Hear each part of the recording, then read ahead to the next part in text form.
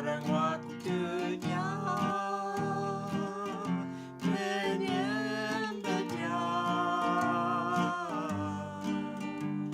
di dalam roh dan kebenarannya. Sekarang waktunya menyembah Dia di dalam roh dan kebenarannya. Now is the time, now is the time to worship the Father in spirit and in truth. Now is the time, now is the time to worship the Father in spirit and in truth. Hello, I'm Pastor Dave, and we've been doing a study about the life of Jesus. Halo, saya Bapak Pendeta Dave dan kita sementara mempelajari tentang kehidupan dari Tuhan Yesus. We need to pattern our life after the walk of Jesus so that we know how to live on this earth. Kita harus mencontoh jejak langkah Yesus dalam kita menjalani hidup kita di muka bumi ini. And we have in past lessons looked at how Jesus was raised in Bethlehem, which means the house of bread. Kita sudah belajar di pelajaran-pelajaran sebelumnya bagaimana Yesus dia berada di Bethlehem, rumah roti. And we also looked how Jesus went to Egypt, the house of bondage, and it is a type of coming out of the world, just like we have to. Dan juga selanjutnya kita mempelajari bagaimana Yesus pergi ke Mesir, rumah perbudakan, seperti halnya juga yang kita jalani di muka bumi ini. And today I want to look at Jesus living in the town of Nazareth. Nah, hari ini kita akan melihat bagaimana Yesus tinggal atau Yesus hidup di satu kota namanya Nazaret. And just like us, he had to learn obedience, and Nazareth was the house of obedience. Sama seperti kita manusia, ya, Yesus juga harus belajar ketaatan. So let's look at Luke chapter 2, verses 51 and 52. Mari kita lihat firman Tuhan di dalam Lukas pasal 2 ayat 51 sampai ayat yang ke-52. Saya bacakan bagi Bapak Ibu Saudara sekalian. Lalu Yesus pulang bersama-sama mereka ke Nazaret dan ia tetap hidup dalam asuhan mereka. Dalam bahasa Inggris, ia tetap hidup taat dalam asuhan mereka. Dan ibunya menyimpan semua perkara itu di dalam hatinya. Dan Yesus makin bertambah besar dan bertambah hikmatnya dan besarnya dan makin dikasihi oleh Allah dan manusia. Now we only really know about two things about Jesus during these years. Selama tahun-tahun ini kita hanya mengenal dua hal, kita hanya mengetahui dua hal tentang Yesus. He lived in Nazareth, and he grew up there, and he gained strength and wisdom and favor with God. Yesus pada waktu dia tinggal di Nazaret, dia bertumbuh besar di sana, dan di sini firman Tuhan berkata bahwa ia bertambah besar dan bertambah hikmatnya dan besarnya dan makin dikasihi oleh Allah dan manusia. And he also, at the age of 12, was taken to the temple in Jerusalem and talked to the priests. Dan kita juga mengetahui bagaimana Yesus pada waktu dia berumur 12 tahun, dia pergi ke bait Allah dan dia bersoal jawab dengan para imam yang ada di sana. And the Bible tells us that he went home with his parents and he was obedient to them for the next actually 18 years. Dan selanjutnya setelah itu Yesus pulang kembali bersama dengan orang tuanya ke Nazaret dan di situ firman Tuhan mengatakan dia hidup dalam ketaatan di tahun-tahun selanjutnya 18 tahun kemudian. And we know at this time he would have learned the trade and he would have gone to school. Dan di masa-masa ini Yesus belajar tentang pertukangan, Yesus juga belajar, dia pergi ke sekolah. And we also assume that his earthly father Joseph died during this time.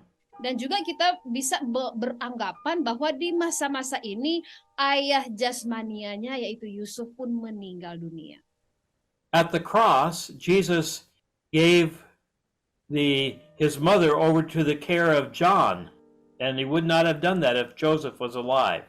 Nah, pada waktu Yesus tergantung di kayu salib, dia menyerahkan ibunya kepada pemeliharaan Yohanes. Jadi hanya kepada ibunya di situ dikatakan. Yusuf sudah tidak. But there are lessons for us to learn about this time in Jesus' life. Tetapi ada pelajaran-pelajaran yang dapat kita tarik di masa-masa Yesus hidup berada di Nazaret ini. And we read in Hebrews chapter 5 and verse 8. Kita baca di dalam Ibrani pasal yang ke-5 ayat yang ke-8, firman Tuhan berkata demikian. Dan sekalipun ia, Yesus adalah anak, ia telah belajar menjadi taat dari apa yang telah dideritanya. Okay, he learned by the things that he had to go through on this earth. Yesus belajar dari apa yang harus dia lalui selama dia berada di muka bumi ini. He did not suffer like we think of suffering of being whipped or beaten, but the suffering here is learning. Penderitaan atau kesengsaraan yang Yesus hadapi di sini bukan berarti oleh karena dia dipukul, disesah, tetapi lewat apa yang nantinya dia pelajari dalam kehidupannya. He had to be trained, he had to be disciplined, he had to learn the lessons of life. Yesus harus dilatih, Yesus harus mengalami pendisiplinan, Yesus harus belajar pelajaran-pelajaran kehidupan. So he learned the trade like his father Joseph knew. Yesus belajar pertukangan seperti ayahnya yang tukang kayu, Yusuf. He learned about families. Yesus juga belajar tentang keluarga. He learned good things in life. Yesus belajar hal-hal yang baik dalam kehidupan. But he also learned the hard things of life. Tetapi di saat yang sama juga Yesus belajar hal-hal yang sulit, yang sukar dalam kehidupan ini. So he would have seen the births of new children and he would have seen the deaths of people. Yesus di dalam kehidupannya di muka bumi ini dia melihat, menyaksikan bagaimana bayi yang baru lahir, tapi juga menyaksikan bagaimana orang meninggal dunia. And he learned how to get along with people. Yesus belajar bagaimana untuk berjalan bersama-sama dengan sesama manusia. And it's obvious he took care of his body. He learned how to care for his body. Dan tentu saja Yesus juga belajar untuk bagaimana memelihara, merawat tubuh jasmaninya. And most important, he learned about God. Dan yang paling terpenting dan yang terutama adalah Yesus belajar tentang Allah. So he had to be trained, and you and I have to be trained. Yesus harus menjalani pelatihan, ya, dilatih sama dengan kita juga harus menjalani pelatihan. We see in the life of the Apostle Paul that he had to be trained too.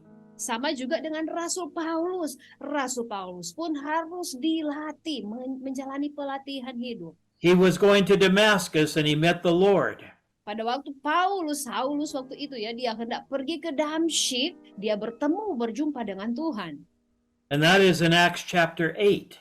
Dan itu ada di dalam kitab Kisah Para Rasul pasal yang ke-8. In Acts chapter 13, the Holy Spirit called Paul out to do the work of ministry. Dan di dalam Kisah Rasul pasal yang ke-13, Roh Kudus memanggil Paulus untuk masuk dalam pelayanan. And that was about 15 years different. Dan itu ada di dalam rentang waktu saudara selama 15 tahun. So he was called, but it was 15 years before he went out into ministry. Rasul Paulus sudah dipanggil oleh Tuhan, tetapi membutuhkan waktu 15 tahun sampai dia betul-betul terjun ke pelayanan. Jesus told his parents at the age of 12, I need to be doing the work that my Father wants me to do. Yesus pada waktu dia baru berusia 12 tahun, dia memberi jawab kepada orang tuanya demikian. Aku harus melakukan pekerjaan-pekerjaan Bapakku. But it was 18 years before he started his ministry. Tetapi butuh waktu 18 tahun kemudian untuk Tuhan Yesus betul-betul terjun dalam pelayanannya.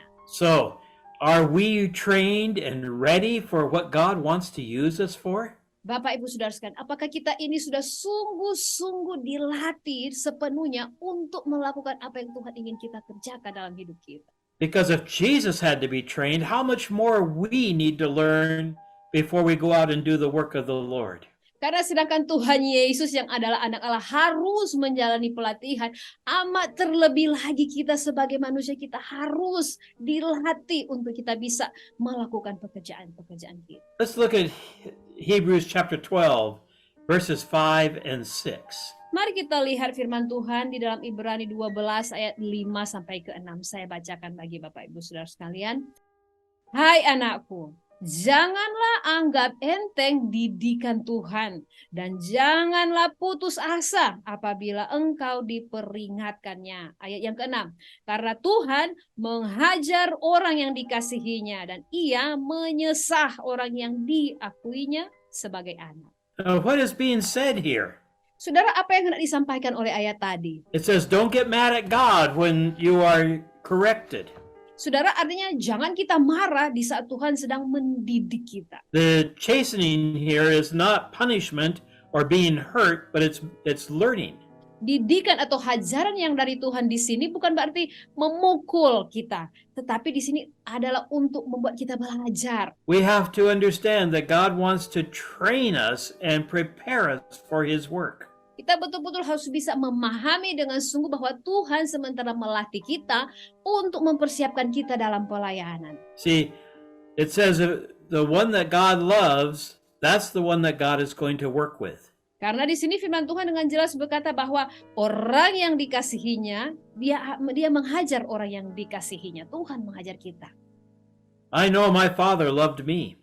Saya tahu betul ayah saya mengasihi saya. One time I was working with wood and I did not do a very good job. Suatu ketika saya sedang bekerja yang berhubungan dengan kayu-kayuan dan saya tidak melakukan pekerjaan saya dengan baik, saudara. And my father looked at it and he said, "Are you doing your best?" Ketika itu ayah saya menatap saya dan dia berkata kepada saya, apakah kamu sudah melakukan yang terbaik? And I said, "Yes, I'm trying the best I know how." Saya jawab kepada ayah saya, iya, saya berusaha yang terbaik sedapatnya saya. And he said, "That's good. But here is how you really do it." Ayah saya berkata, wow, itu baik. Tetapi begini caranya kamu harus melakukannya dengan yang baik, dengan yang sebaiknya, ya. And he trained me how to work with that wood. Dan ayah saya melatih saya bagaimana bekerja dengan kayu-kayu itu. And that is what God wants to do with us. He wants to train us to be better. Demikian juga dengan Allah Bapa kita. Dia mau melatih kita, mengajar kita supaya kita bisa melakukan yang lebih baik lagi. We go to school for 15 to 20 years before we start working. Kita harus pergi belajar di sekolah, kita harus belajar kira-kira 15 sampai 16 tahun sebelum kita siap bekerja, ya saudara. We have to learn about how to take care of a family. Kita harus belajar bagaimana kita memelihara atau menjaga keluarga kita. We have to learn how to work with other people. Kita harus belajar bagaimana untuk kita bisa bekerja sama dengan orang lain. And we have to learn how to have a job, the work that we want to do. Kita juga harus belajar untuk bagaimana mendapatkan pekerjaan itu, pekerjaan-pekerjaan yang akan kita lakukan nantinya. If we don't learn that, then we are failures. Jika kita tidak mau belajar, saudara, kita gagal. No one will like us. Tidak ada satu orang pun yang bakal suka dengan kita. People won't want us around. We're disobedient. Orang-orang tidak mau kumpul-kumpul dengan kita karena kita itu orang yang tidak taat. And I know people like that. They just don't want to do anything. Dan saya kenal orang-orang yang seperti itu. Orang-orang yang tidak mau bikin apa-apa. And they're no good for society. Dan orang-orang seperti itu tidak baik untuk masyarakat. And this scripture says, let God train you. Karena ada firman Tuhan mengatakan, izinkanlah Tuhan melatih, mendidik engkau. He will rebuke you, tell you when you are wrong. Tuhan akan menegur kita kalau kita bikin salah. He will guide you so you can do a better job. Tuhan akan menuntun kita supaya kita bisa melakukan pekerjaan yang lebih baik lagi.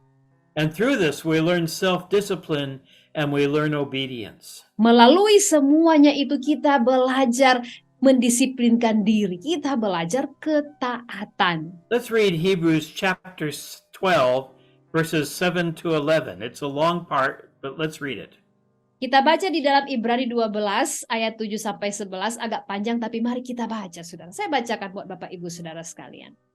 Jika kamu harus menanggung ganjaran, Allah memperlakukan kamu seperti anak. Di manakah terdapat anak yang tidak dihajar oleh ayahnya? Tetapi jika kamu bebas dari ganjaran yang harus diderita setiap orang, maka kamu bukanlah anak tetapi anak-anak gampang. Selanjutnya, dari ayat kita yang sebenarnya kita beroleh ganjaran dan mereka kita hormati.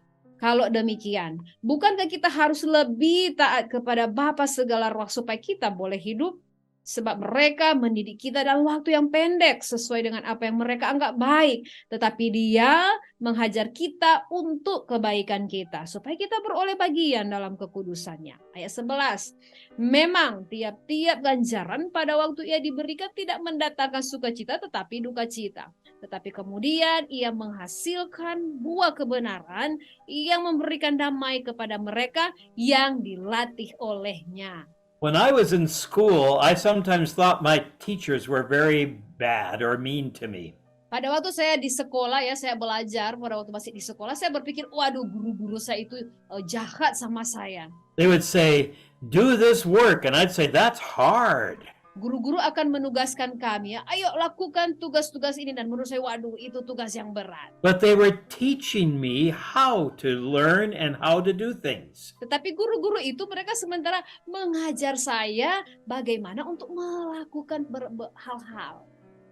And sometimes it was what the Bible says, it was painful. Dan terkadang seperti firman Tuhan yang katakan itu, hajaran-hajaran itu menyakitkan. I would be sitting up late at night trying to get the work done.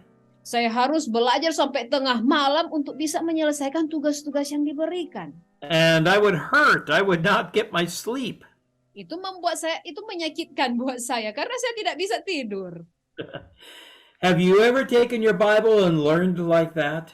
Saudara, pernahkah Anda mengambil Alkitabmu dan belajar dengan sungguh-sungguh, ya belajar sekeras itu seperti contoh yang tadi?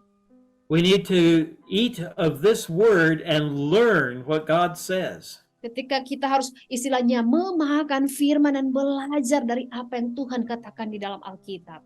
And sometimes God says, "Stop doing that thing."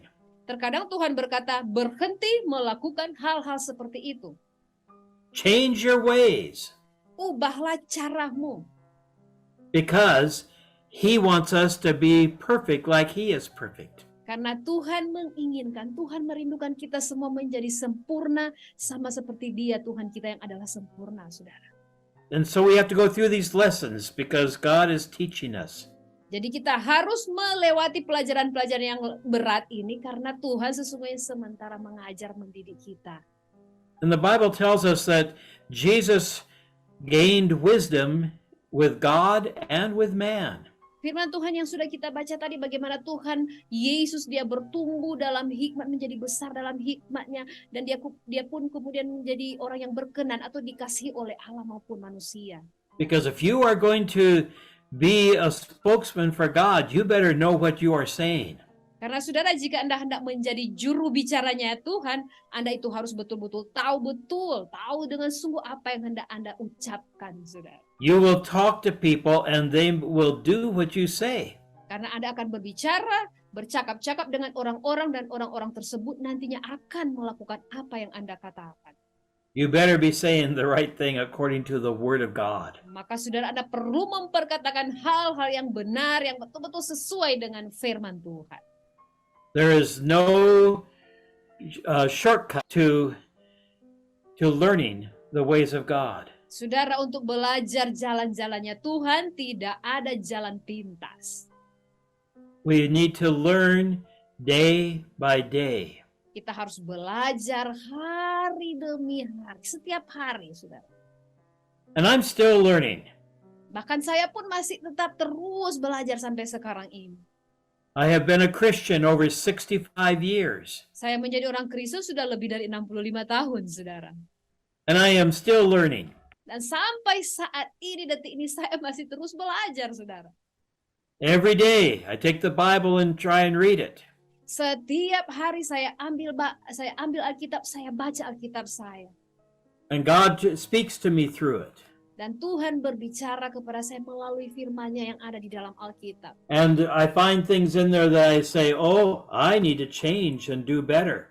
Ketika saya baca Alkitab, saya menemukan, wah, saya ini harus berubah supaya saya bisa melakukan lebih baik lagi. God is not expecting you to be perfect on this earth. Di muka bumi ini Tuhan tidak mengharapkan kita menjadi betul-betul sempurna ya, karena masih di muka bumi ini. But he expects you to be trying to be. Tetapi Tuhan mengharapkan, Tuhan menginginkan supaya kita berusaha untuk menjadi sempurna, berusaha. When my father showed me how to work better with wood, I became very happy. Ketika ayah jasmani saya mengajar saya bagaimana untuk melakukan yang lebih baik lagi dalam hal pekerjaan pertukangan dengan kayu, saya menjadi sangat senang. And let's read Job chapter 5, verse 17. Mari kita baca Ayub 5 ayat 17. Saya bacakan buat Bapak Ibu Saudara sekalian. Ayub 5 ayat 17. Sesungguhnya berbahagialah manusia yang ditegur Allah. Sebab itu janganlah engkau menolak didikan yang maha kuasa. Now, when Jesus went home with his parents for 18 years, wasn't that the discipline of God? Ketika Yesus harus pulang bersama dengan orang tua jasmaninya ya, kembali ke Nazaret, apakah itu bukan suatu bentuk didikan atau apakah itu bukan suatu bentuk pendisiplinan dari Tuhan? He said, I am supposed to be about the work of my father in Father's house. Karena Yesus berkata kepada orang tua jasmaninya, saya harus berada di rumah Bapakku untuk melakukan pekerjaan-pekerjaan Bapa surgawiku. And that's in Luke chapter 2 and verse 49. Itu ada di dalam Lukas 2 pasal yang ke-49. But verse 51 says he went home with them and he was obedient to them. Tetapi di dalam ayat yang ke-51 dari pasal yang kedua kitab Lukas ini dikatakan bahwa lalu Yesus pulang bersama-sama mereka ke Nazaret dan ia tetap hidup taat dalam asuhan orang tuanya ini. This would be like suffering because he knew what he should be doing. Bagi Yesus, jika sudah dalam posisi Yesus, itu merupakan satu bentuk penderitaan karena dia melakukan hal yang dia tidak ingin lakukan. But he had to learn how to do the things he wanted to do. Tetapi Yesus harus belajar tentang apa yang harus dia lakukan. He had to become self-disciplined. Yesus harus memiliki pendisiplinan diri. He knew God's will for his life. Yesus tahu betul keinginan atau kehendak Bapa dalam hidupnya. But he could not go and do that by himself. Tapi Yesus tidak bisa melakukan itu dengan dirinya sendiri. So it says that the Holy Spirit led Jesus into the wilderness for 40 days. Dikatakan dalam firman Tuhan bagaimana Roh Kudus itu membawa Yesus untuk dicobai di padang gurun selama 40 hari. And what was going on during those days? Apa yang terjadi selama 40 hari itu, Saudara? He was tempted by the devil. Yesus dicobai oleh iblis. Day after day, the devil was tempting him. Saudara, hari lepas hari selama 40 hari, iblis terus mencobai Yesus. And Jesus learned it was by the strength of God and the word of God that he would overcome. Yesus belajar bahwa hanya dengan kekuatan yang daripada Tuhan, dengan firman Tuhan, dia bisa menaklukkan semua And he cobaan. could not give in to his flesh. Dan Yesus tidak bisa Yesus belajar untuk tidak menyerah kepada keinginan dagingnya. And the Bible tells us he went through everything on this earth that we go through. Firman Tuhan berkata bahwa Yesus mengalami segala sesuatu yang kita alami di muka bumi ini. Let's read Hebrews chapter 4 and verse 15. Ibrani 4 ayat 15, firman Tuhan berkata demikian. Sebab imam besar yang kita punya bukanlah imam besar yang tidak dapat turut merasakan kelemahan-kelemahan kita. Sebaliknya, sama dengan kita, ia Yesus telah dicobai hanya tidak berbuat dosa. Oh, yet he did not sin in those things. Yesus tidak berbuat dosa dalam semuanya itu. He apparently saw his earthly father die. Yesus sesungguhnya menyaksikan sendiri bagaimana ayah jasmaninya meninggal dunia. He saw poor people around him. Dan dia juga melihat orang-orang yang ada di sekitarnya. He saw sick people around him. Dia melihat orang-orang yang menderita sakit yang ada di sekelilingnya. He had to go through troubles on this earth. Selama Yesus berada di muka bumi ini, Yesus harus menghadapi berbagai kesukaran hidup. But he learned by these things. Tetapi Yesus belajar dari semuanya itu. And so when things happen to us, what do we do? Saudara, jika sesuatu terjadi dalam kehidupan kita, apa yang kita lakukan? Do we get mad at God or do we learn from it? Apakah kita marah dengan Tuhan atau kita belajar dari semuanya itu? Almost 2 years ago, I was in the hospital almost dying. Hampir 2 tahun yang lalu saya berada di rumah sakit, saya sekarat, saudara. Now I can say, God, why did you do this? Saya bisa saja ngomong sama Tuhan, ya Tuhan, mengapa engkau lakukan semuanya ini dalam hidup saya? Or I can say, Lord, teach me in this trouble. Atau saya bisa mengucapkan berkata kepada Tuhan, Tuhan tolong saya untuk bisa belajar dari kesukaran yang saya hadapi ini. And some days are not easy, but God is trying to teach me things. Hari-hari waktu saya lalui itu hari-hari yang bukan gampang, saudara. Tetapi saudara, Tuhan mengajarkan saya banyak hal. Let's read Proverbs chapter 2, verses 1 and 2. Kita baca firman Tuhan di dalam Amsal pasal yang kedua ayat 1 dan 2. Hai anakku, jikalau kau menerima perkataanku dan menyimpan perintahku di dalam hatimu, sehingga telingamu memperhatikan hikmat dan engkau mencenderungkan hatimu kepada kepandaian. And verse 5. Dan ayat yang kelima, maka engkau akan memperoleh pengertian tentang takut akan Tuhan dan mendapat pengenalan akan Allah. You want the knowledge that God has? You want to learn? He says we can. Saudara, maukah Anda belajar tentang pengertian yang ada pada pengertian tentang takut akan Tuhan? He wants us to know what to do on this earth for Him. Tuhan ingin supaya kita mengetahui apa yang Tuhan kehendaki kita lakukan bagi Dia di muka bumi ini. Let's read Psalm 119, verses 1 and 2. Mazmur 119 ayat 1 dan 2, firman Tuhan. Berbahagialah orang-orang yang hidupnya tidak bercela, yang hidup menurut Taurat Tuhan. Berbahagialah orang-orang yang memegang peringatan-peringatannya, yang mencari Dia dengan segenap hati. Blessed are those who do the things of God and keep His ways. Berbahagialah orang-orang yang hidupnya tidak bercela, yang hidup menurut Taurat Tuhan. And Psalm 119, verses 33 to 35. Mazmur 119 ayat 33 sampai 35. Perlihatkanlah kepadaku ya Tuhan petunjuk ketetapan-ketetapan-Mu. Aku hendak memegangnya sampai saat terakhir. Buatlah aku mengerti, maka aku akan memegang Taurat-Mu. Aku hendak memeliharanya dengan segenap hati.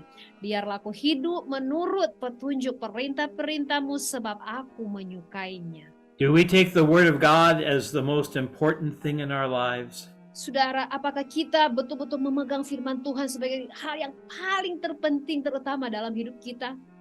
Do we walk in the ways of God or in our own ways? Apakah kita menjalani hidup kita berdasarkan jalan-jalannya Tuhan atau berdasarkan jalan-jalannya kita?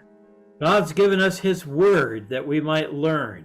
Tuhan sudah memberikan firman-Nya di dalam Alkitab supaya kita boleh belajar. And then it becomes a joy to keep His commands. Dan kemudian menjadi suatu sukacita dalam kehidupan kita ketika kita menjalankan perintah-perintah-Nya. So who are you and I today in God's kingdom? Di dalam kerajaan Allah, siapakah saya dan saudara? We are blessed. Kita adalah orang-orang yang diberkati. God calls us sons. Karena Tuhan menyebut kita, memanggil kita sebagai anak-anak-Nya. And He loves us with an everlasting love. Dan Tuhan kita, Dia mengasihi kita dengan kasih-Nya yang kekal.